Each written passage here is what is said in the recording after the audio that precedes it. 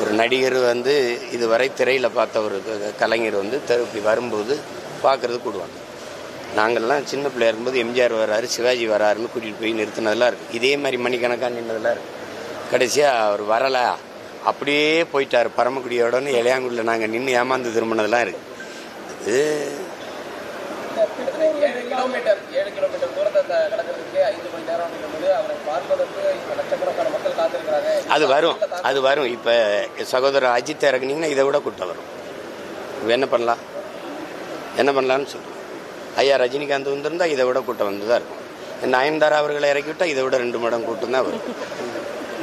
நீங்கள் அதை கூட்டத்தை பார்க்காது, முன்வைக்கிற கொள்கையை பாருங்க. உருப்படாது இல்லைன்னா உங்களை மாதிரி ஆளுகள்லாம் சேர்ந்து தான் அந்த நாட்டை நாசமாக்கிட்டே இருக்கிறீங்க. ஒரு செய்தி அறம் சார்ந்து நீங்கள் நிற்கிறீங்களா சொல்லுங்கள். நீங்கள் சும்மா ஏதாவது கூலிக்கு வேலை செஞ்சு கொள்கைக்கு வேலை செய்கிறவன கொலை பண்ணுறீங்க. இதுக்கு ஒரு ஊடகம், இதுக்கு ஒரு முதலாளி. எந்த முதலாளியும் நீங்கள் லாபத்தை வைக்க தான் வேலை செய்கிறீங்க, மக்கள் சேவைக்கு அனுக்கிறீங்க. அறம் சார்ந்து ஒரு செய்தியை வெளியிடுறீங்கன்னு சொல்லுங்கள். உங்கள் நெஞ்சை தொட்டு சொல்லுங்கள். யாராவது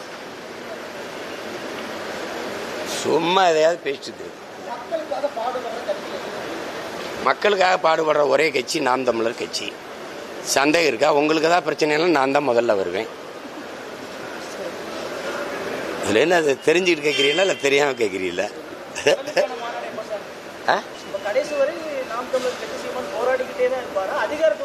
அதிகாரத்துக்கு நீ ஓட்டு போடு வரும். கேள்வி கேட்டுக்கிட்டு இருந்தா வராது. அதிகாரத்துக்கு எப்ப வருவ போட்டா வருவேன். அதை விட்டு எப்ப வருவேன்? அதிகாரத்துக்கு என்ன பண்ண? நான் வரணும்னு நினைச்சா வருவேன். இதுல ஒரு கேள்வி, நீ எப்ப அதிகாரத்துக்கு வந்தவன் என்ன பண்ண? அதிகாரத்துக்கு வந்தவெல்லாம் தீமையை பண்றான். நான் நன்மையை செய்யணுங்கிறேன். நான் எடுத்து இந்த புள்ள வந்தா நாடு மக்களும் நல்லா இருக்கும்னு நினைச்சினா போடு, இல்லைன்னா மறுபடியும் நீ தெருவில் போடு, நீ அவனுக்கு போடு. அவ்வளவுதான். என்ன இருக்குது? போட்டு அப்புறம் போராடு. என்னைய கூப்பிடு, அதுக்கப்புறம் பேசுறேன். நீ வா, வீடு இடிக்கிறான், இங்க வா, இந்த பாரு உயர் மின்னழுத்த கோபுரம், இந்த பாரு கையில் எரிவா உள்ள பதிக்கிறான்.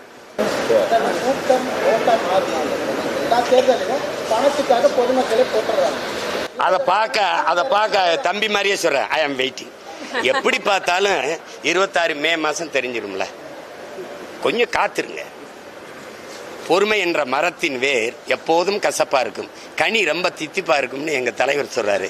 மாசத்தும் சொல்றாரு, பொறுமையும் உதவிற போர் தாண்டாங்கிறாரு. கொஞ்சம் பொறுமையா இருங்க.